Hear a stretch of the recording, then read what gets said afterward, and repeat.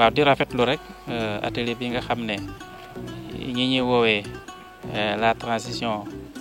la dynamique pour la transition agroécologique ñoo ko amal muy nekk caravane boo xamante ne pour yeeyaat askan wi ci li ñuy woowee mbéy mu sell te mucc ayib moo ko waral ñu leen di sant ci tànn bi ñu tànn département de Linguère pour ñëw fi li sababal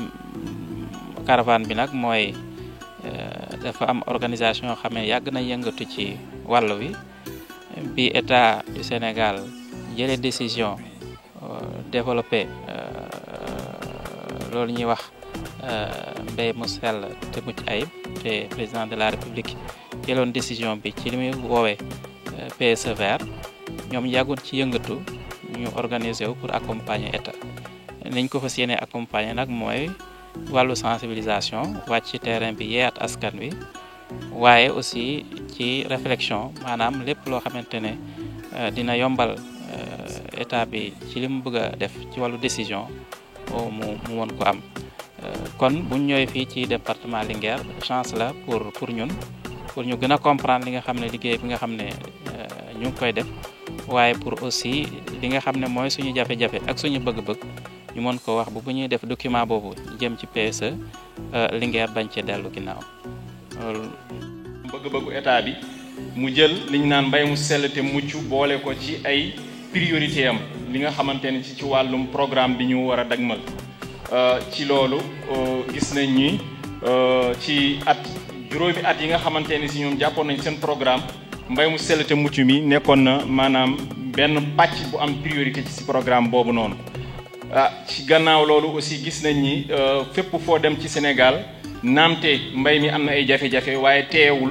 am na ñoo xamante ni si ñoo ngi jéem di def ay pexe ay initiative yoo xamante ni si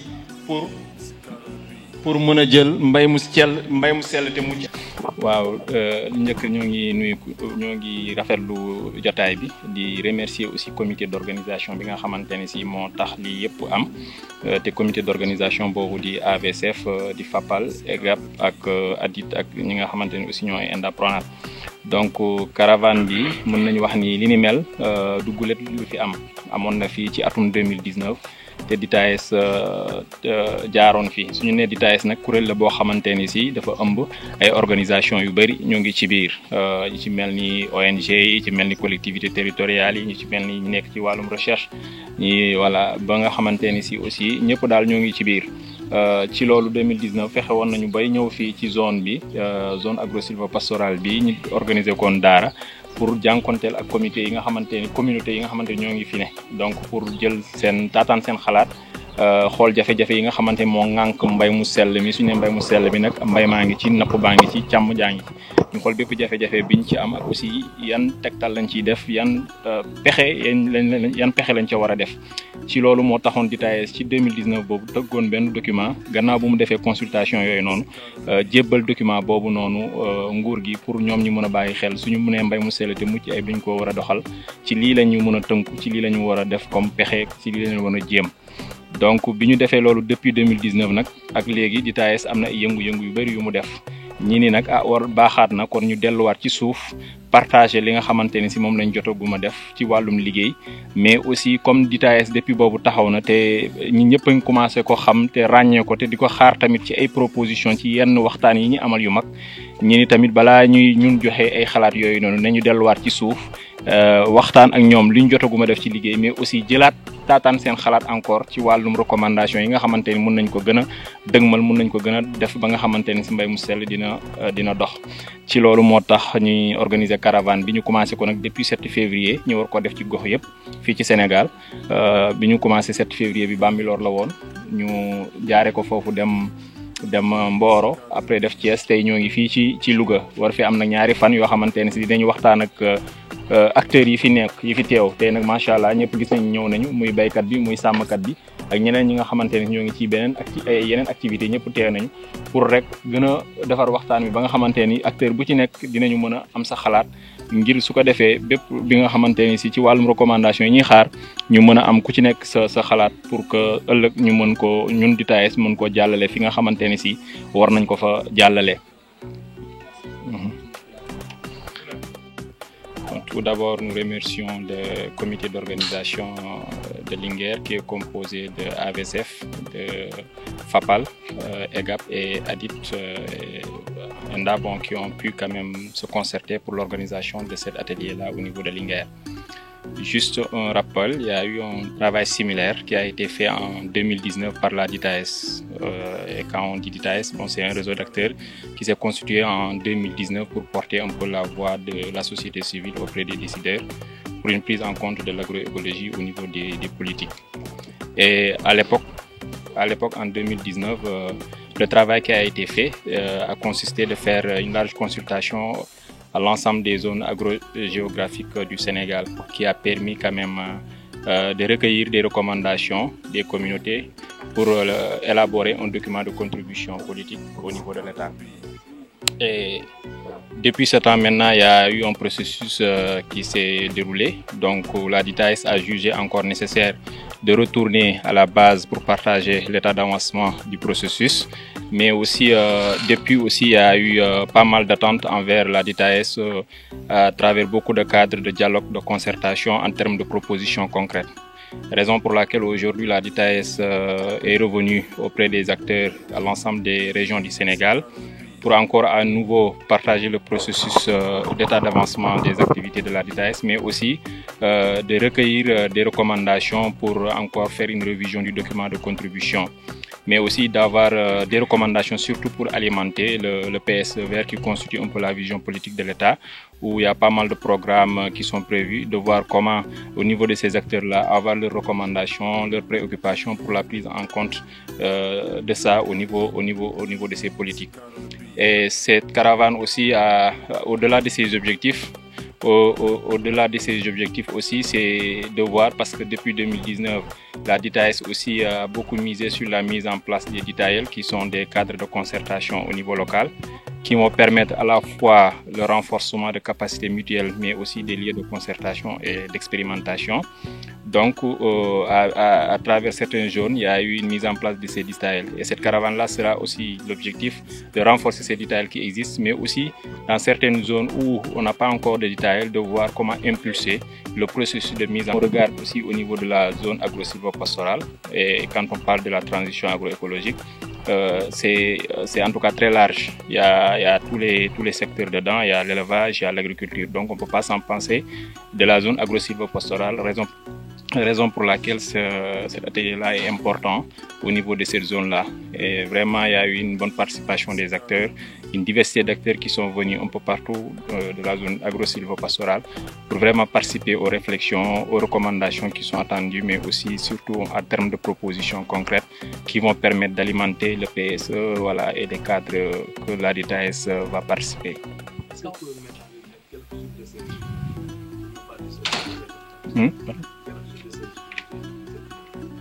Quelques-unes.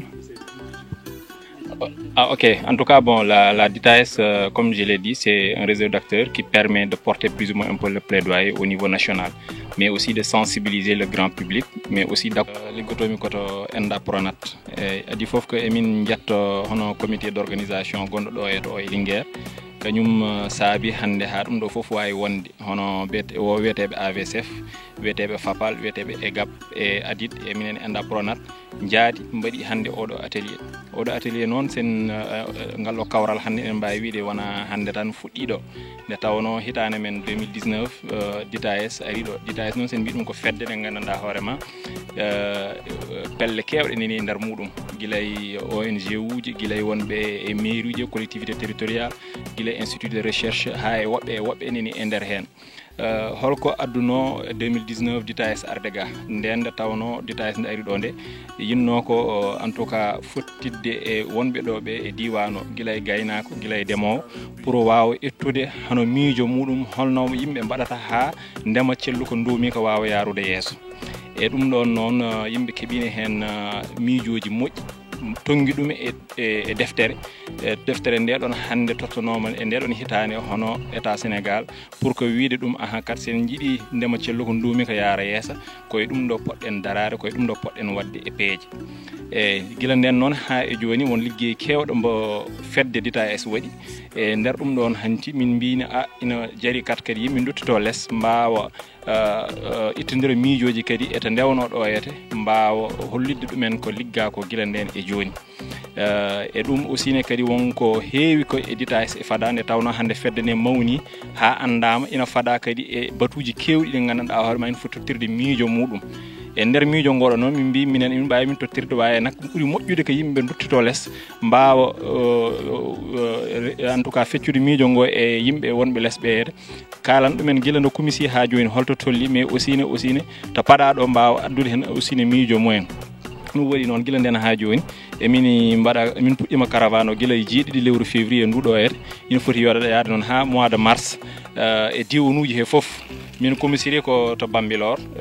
jeeɗiɗi lewru nduɗo ede min ndewi Mboro min ndewi Thiès hande min gari ɗo e Linguére heddi noon kadi mamin continue e diwanuji goɗɗi ɗi gila ɗo ha e Fouta hata bassin arachidier hata Casamance hata Tamba en foof inchallah mamin jaha toon pour ittanirde miijoji e hoɗɓe toon ɓe e diwan o gila e gaynako gila e ndemowo pour tan ittude miijoji mumen ko fatini ndema cellu ko ndumi ko yeeso e ɗum ɗon so yimɓe paari hen kadi mbawa ƴewde ko liggino ko e 2019 holko ɓeydata hen e aussi no so jeehi e batuji kewɗi ɗi gandanɗa hoorema hande fedde DITAS ina faɗa hen wawa nawde toon miijoji ɗi gandanɗa hoorema ko acteur à la base ɓe ko ɗum tan wonno saabi ɗum ɗo e nder DITAS aussi ne caravane o emin jiiɗi kala to min jeehi ko wiyete DITAYel ko nde tawno DITAS ko fedde ko dow woni fedde nde ganduɗa hoorema ko fedde national mais tawi ko DITAYel uƴƴiɗe ɗum ko ɗo e local foti waɗede ɗo e diwan Linguére o to foti waɗede wadde hande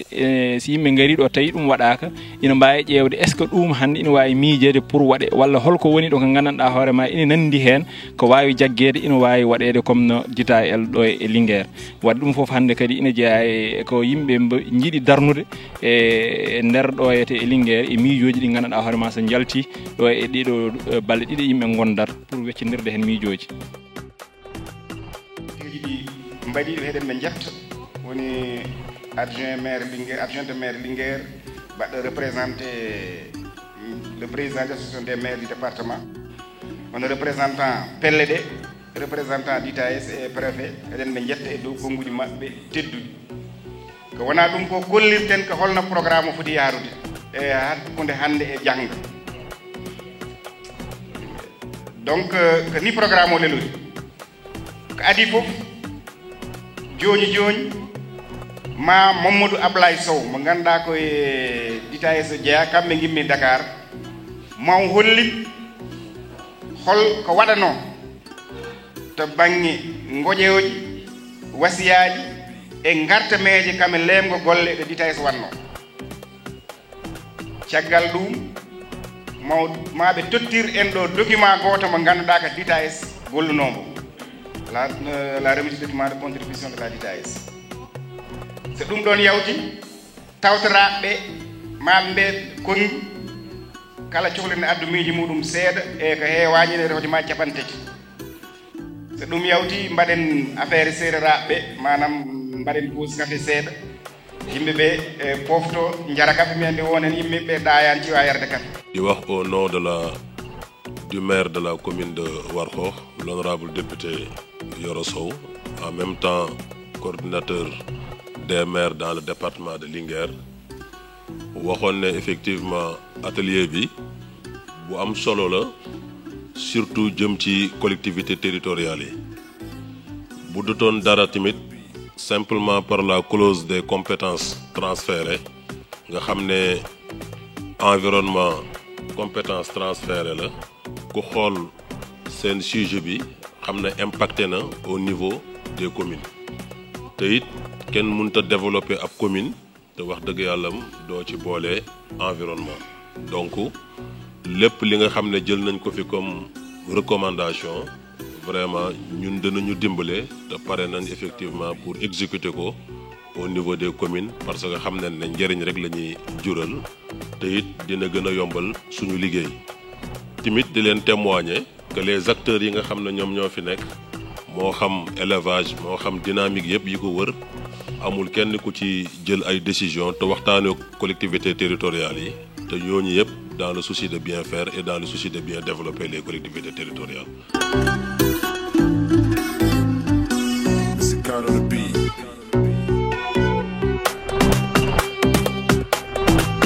Asalaamaaleykum mbooloo mi maa ngi leen di nuyu kenn ku ne turam ak santam di wax ci turu organisation yi nga xamante ne ñoom ñoo organiser programme bi nga xamante ne mooy DITAES ci département de Linguère mais aussi pour zone sylvopastorale ci ñaareel bi yoon ñu koy def ci biir département de Linguère. Mais avant ñuy wax dara di ngay joxe suñuy nuyoo ñu ngi commencé ci nuyoo yi ki nga xamante ne moom moo fi teegal état bu Sénégal mooy monsieur le sous-préfet monsieur le préfet bu département de Linguère.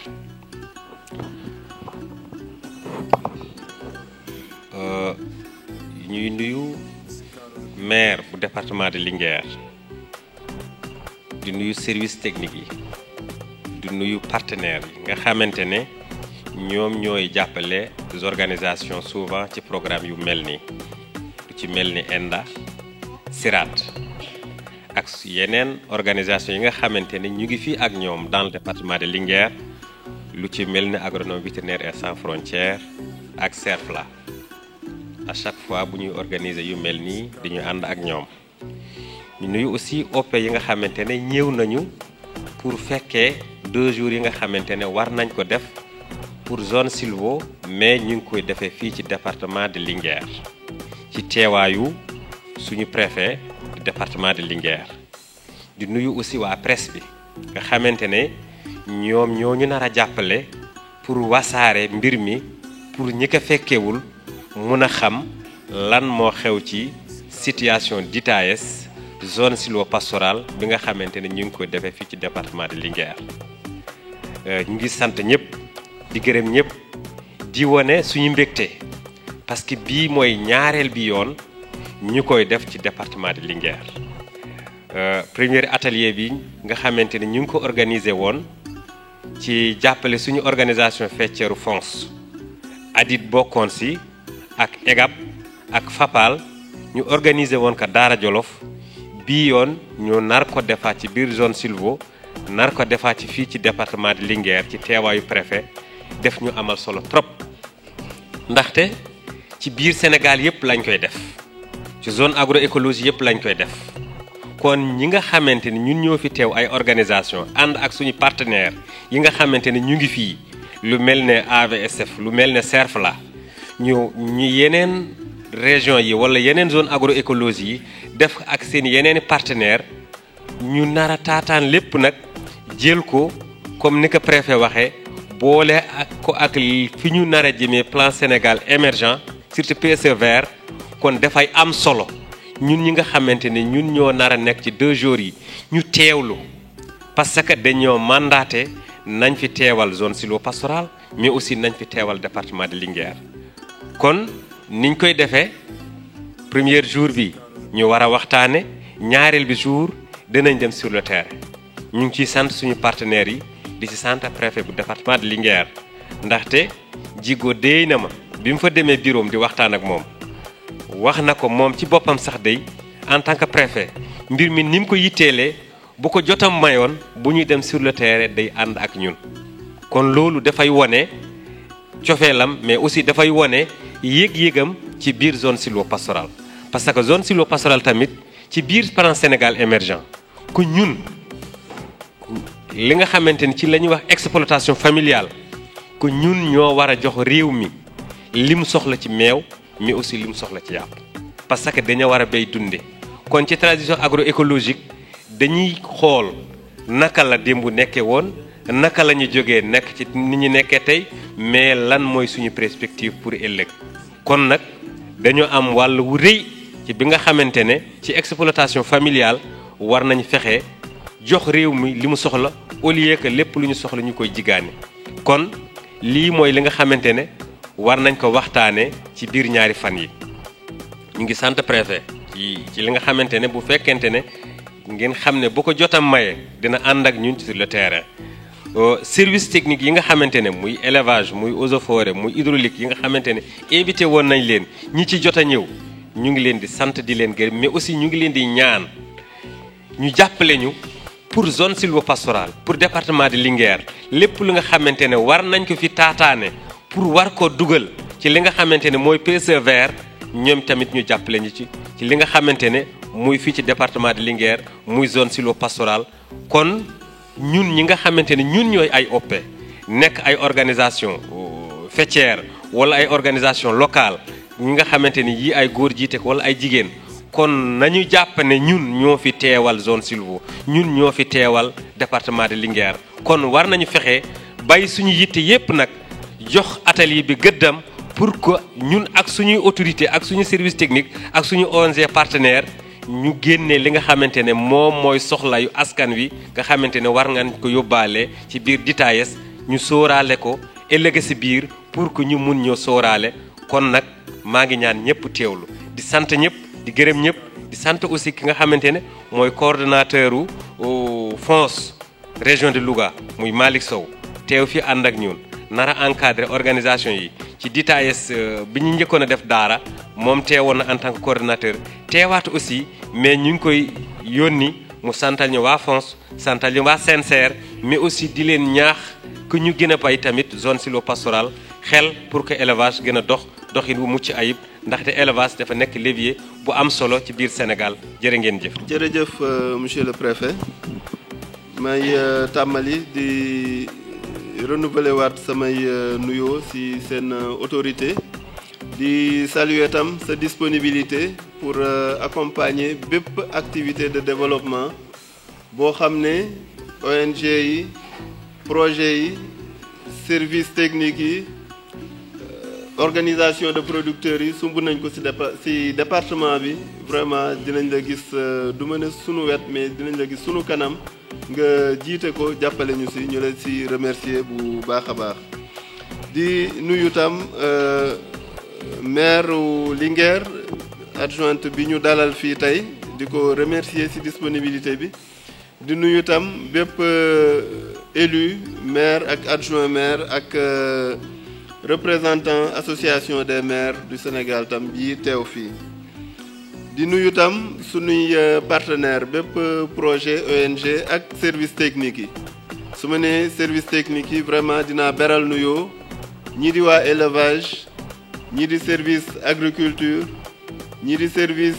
eaux et forêt ak service appui au développement territorial ak yeneen service yi fi teew yëpp mais bu ñuy wax ci mbiru sàmm su ma nee sàmm nag mooy sàmm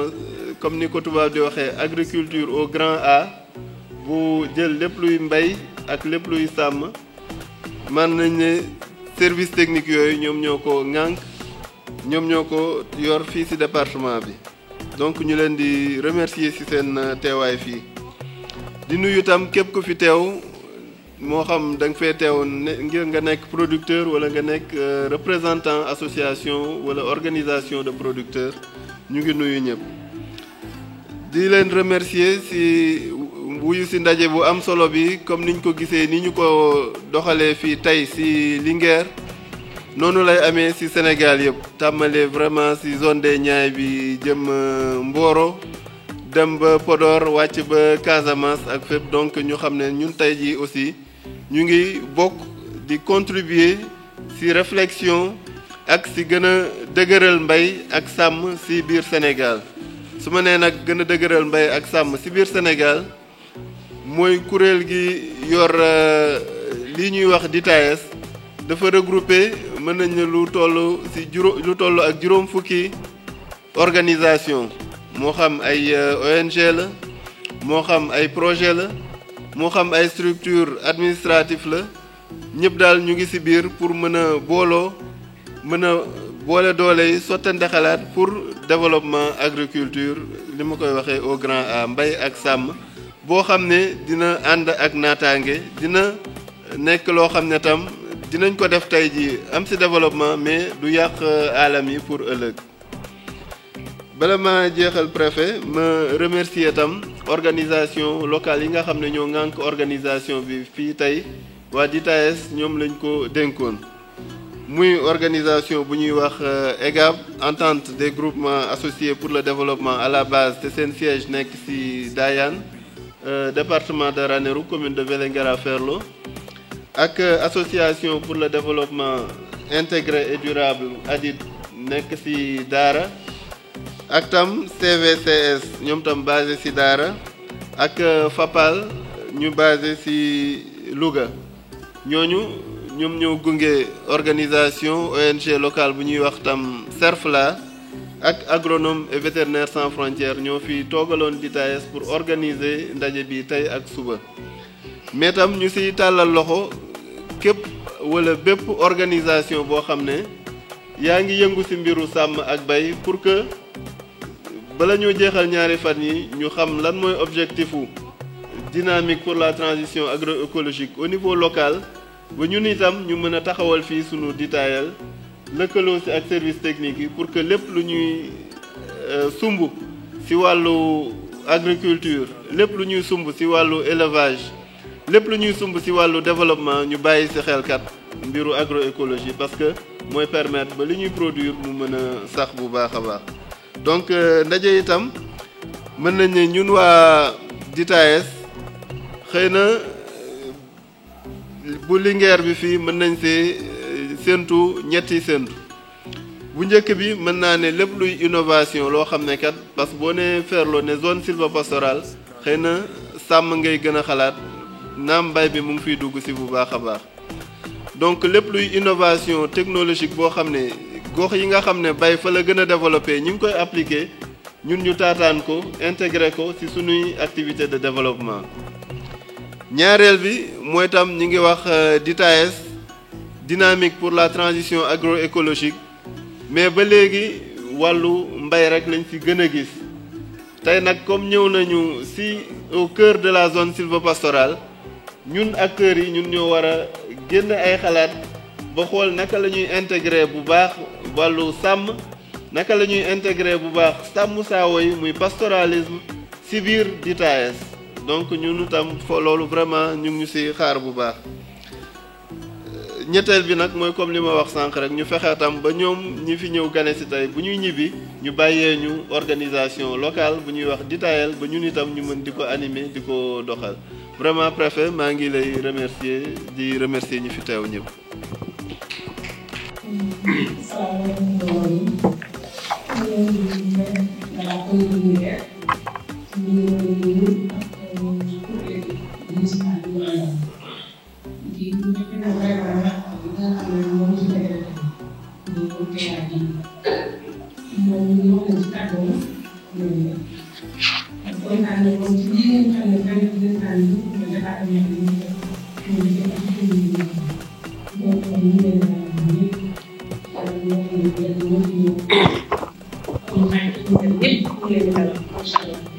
di leen ñaanal aussi à l'issue de cette rencontre vraiment ñu atteindre suñu objectif donc ñu invité les participants comme ni ko préfet waxee ñu teewlu bu baax mooy xam ne ku fi jógee ku ne dina am loo fi jàpp kon ñu guddal ñu ngi remercier ñëpp sant ñëpp jërëjëf.